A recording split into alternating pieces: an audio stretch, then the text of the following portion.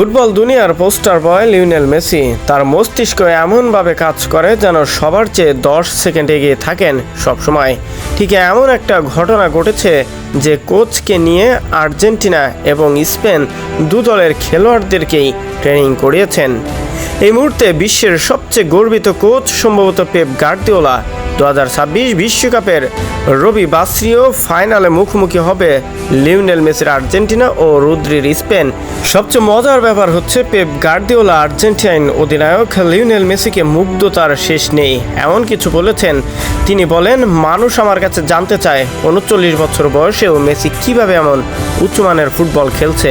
আমি বলি, এটাই মেসি, এমন দ্বিতীয় কাউকে কখনো দেখেনি ফুটবল দুনিয়া। বয়সের কাছে সবাইকে হার মানতে হয়, কিন্তু মেসির কাছে বয়সও অসহায় বলে তার প্রতিটি ছোঁয়া ও পাসে বিপদ মিশে থাকে।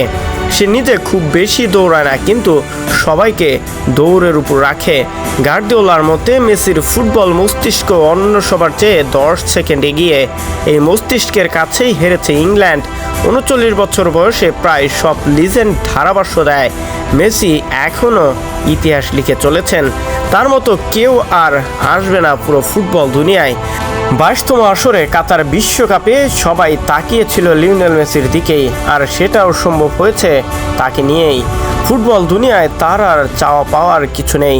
ফিফার এমন কোনো পুরস্কার নেই যেটা লিওনেল মেসির দখলে যায়নি।